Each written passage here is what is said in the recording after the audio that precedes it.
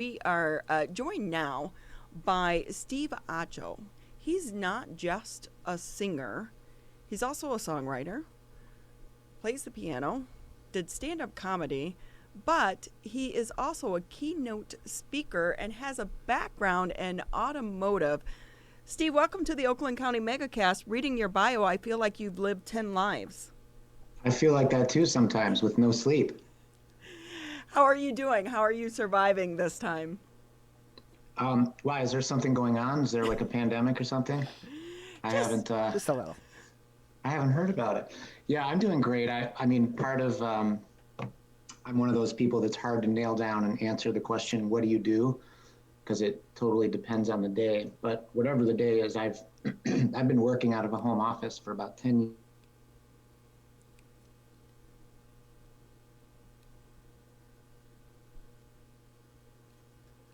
So we're having a little bit of breakup here with Steve as we've all learned to navigate and to, have to deal with during this Zoom. Steve, are you back with us? Can you hear me okay? Yeah. Okay, we have you now. I think sometimes when people move around a lot, it takes their camera a moment to catch up.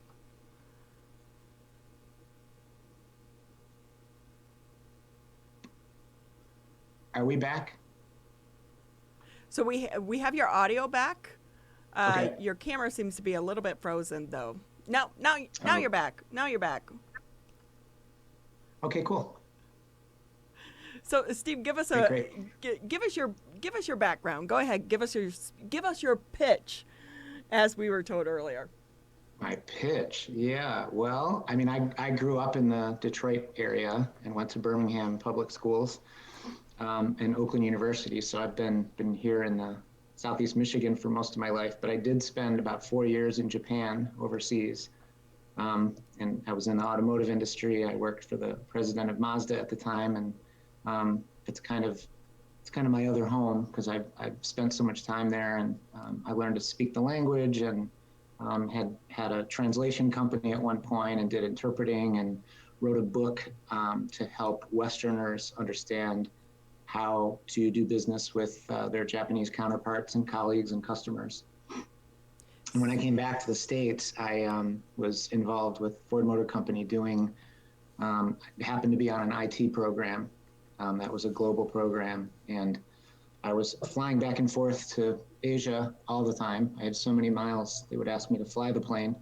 And got into IT kind of by accident. And fast forward to the last, say, 10 years or so, my partner Elizabeth and I have been running an IT consulting and staffing company. So if I had to say, to answer the question, what's your main gig, that would be it. So tell us a little bit about how that works then. Well, the staffing business is really, it's for all the technical responsibilities and the technical stuff that only the professionals that are really deep in this understand. The business model is simply we pay really smart people X amount, and then we sell them for some kind of hourly margin. And the business that we're in, IT is a huge field, and you can even niche it down a little bit, and there are niches within those niches. So, I mean, you say IT to people, and that could be everything from, can you help me fix my printer, all the way to, really digging into predictive analytics and, some of the buzzwords that people hear that really mean something. And some of the complexity behind companies like Amazon that recommend things to you that you're highly likely to want to buy. So that's the part that we're in, and we have a lot of experts in analytics and business intelligence and things like that give business people and organizations an understanding of data so that they can make good business decisions. IT right now, they seem to be the superheroes during this pandemic. So knowing that, has your business boomed during this time, or how have you had to adapt on that side of the business? Yeah, well, I mean, I agree with you that that certain aspects of it is totally taken off. I mean, we're using Zoom right now, and I don't know how many people that That's like a household word, right? I don't know how many people, I don't think my parents had ever heard of that before 6 months ago, right? So there's certain businesses and sectors that are just poised to totally take advantage in a good way and, give us tools to deal with the fact that we can't really gather in person.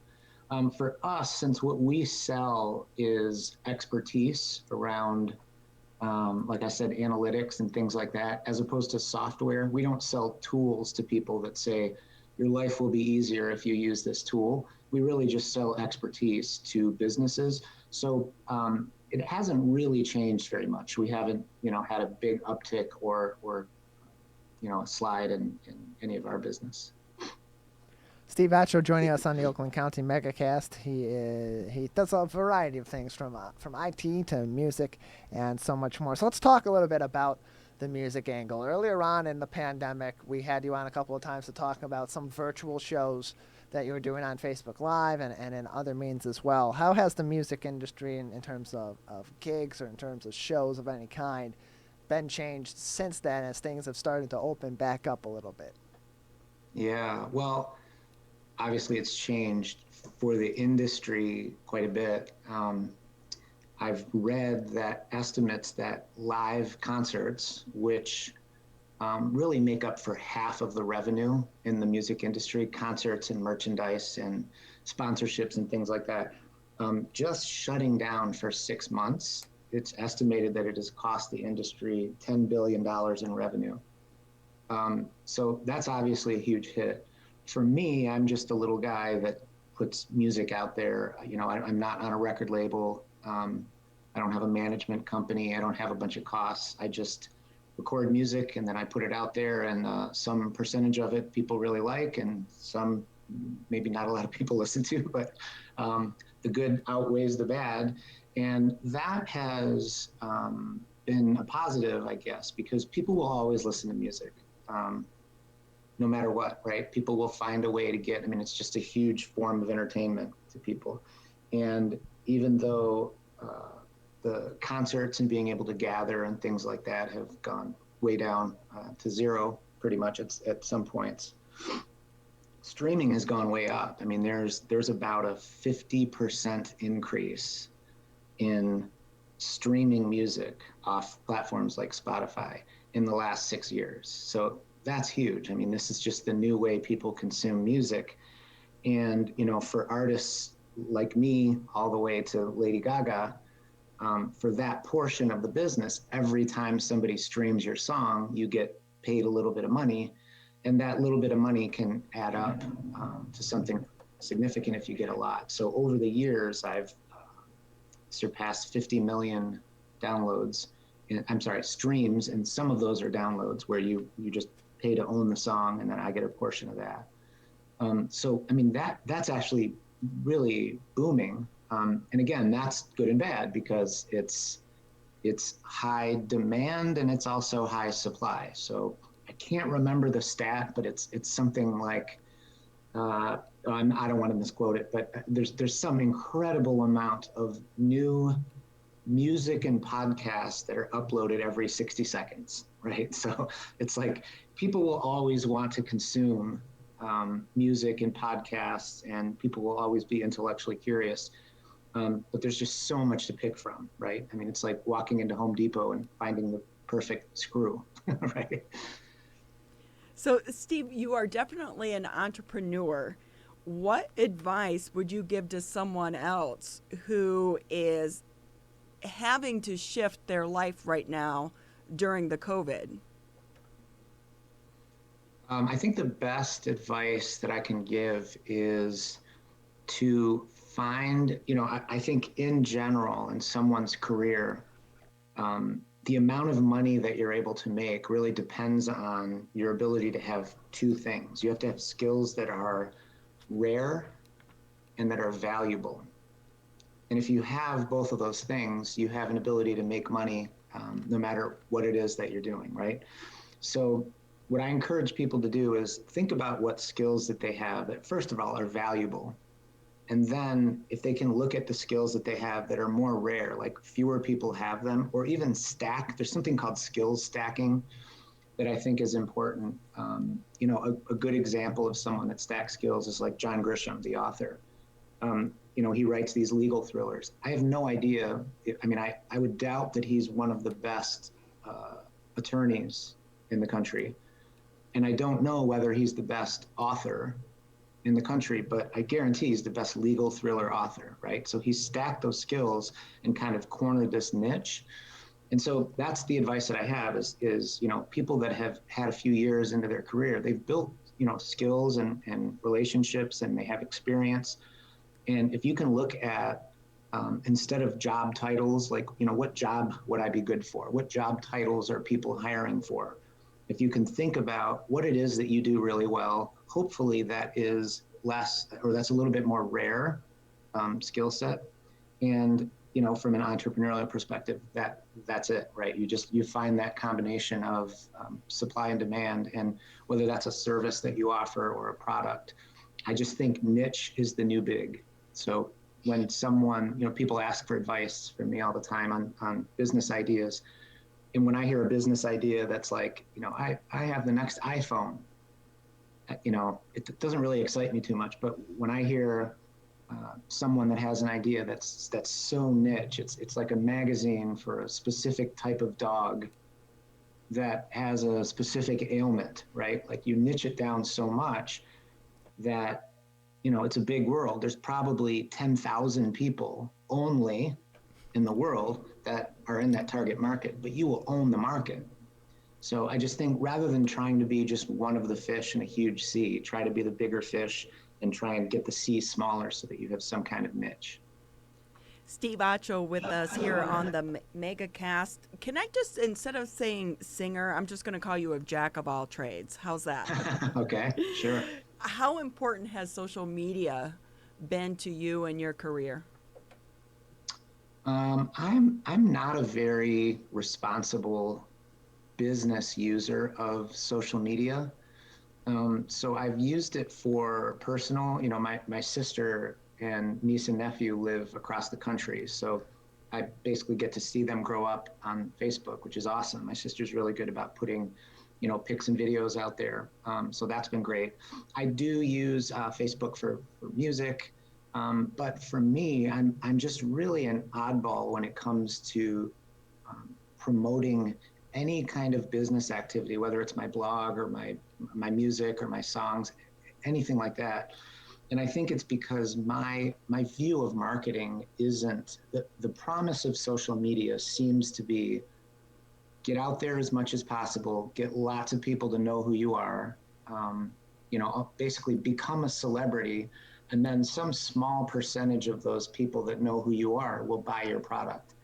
I don't really want to mess with that. I would rather find my 1,000 true fans and profile and duplicate and replicate that profile of a person that's already super interested in my product or my offering or my song or whatever, right? So to me, social media, without getting into nitty-gritty ads that where you can, target specific users, is a bit like a megaphone. And megaphones can reach a lot of people, but they also annoy most people. So that's how I view it. And I haven't been a very good, very responsible business user of social media. So it's interesting because I know people in the music business that are, for all practical purposes, they're famous. They're YouTube stars. Their Facebook, all of their social media numbers are just off the charts. They're incredible. If you saw their profiles, you go, wow, this person's famous. But when we talk about and these are singers that I'm talking about, just a couple of them that I know well enough to know the money behind it. And when I hear the amount of money that they make and the amount of songs, it doesn't translate. So a lot of people know who they are, but not many people are buying their music. I'm the opposite. I'm lucky enough that I've been out there for 15 years. I just keep putting out content and I keep putting out songs in the right genres that people already like them. And I build this very slow, gradual growing fan base. And it's totally separate from being famous. So I look at myself as a guy that sells songs and that's the product, as opposed to someone who's, building a brand and then a song is part of that. It's probably not smart from a business perspective, but I've just always had a different view of social media myself. Well, if it works for you, excuse me, then we'll utilize it. Steve, just a couple more minutes with you. I want to touch on you're also a keynote speaker. What lessons do you give people who come to hear you speak? Well, the keynote is all, it's basically about upgrading yourself. I thought about if I were going to give a TED talk, what would it be about? Because I'm just a insatiable learner. I read, I'm always in the middle of a dozen books. I'm always consuming podcasts from smart people that I want to eavesdrop on their conversation. And so I started thinking like of all the things that I could leave the world, like what would be useful for people. And one of them is because I have this life and this career that is so separate. I mean, the guy that, writes a book about Japan and speaks Japanese and then does music as an independent and then, is in these multiple businesses, and some of them have been pretty successful.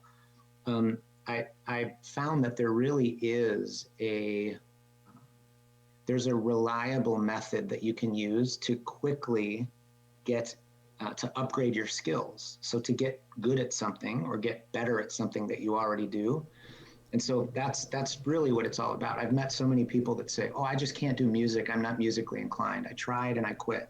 Or, I'd love to be able to learn how to speak Spanish, but, my brain just doesn't work that way and I'm not good at it. And I'm convinced that they just, they didn't go about it the right way, or the method was, we're going to teach you this content and it has to be done a certain way, and not everybody learns the same way. But there is a very reliable way to very, very, very quickly upgrade your skills. And that applies to, so in the keynote, I go into, dozens of business examples and then all kinds of personal examples, which could be anything from transforming your body or losing weight to, learning how to code, to, you name the skill, music, foreign language, whatever it is, learning how to be functional in something quickly. That's what that's all about. Steve Acho here on the Oakland County MegaCast, singer, songwriter, plays the piano, did stand-up, keynote speaker, and an IT guru. We thank you so much for being with us on the Oakland County MegaCast and sharing your words of wisdom. Thank you so much for having me. Have a great day.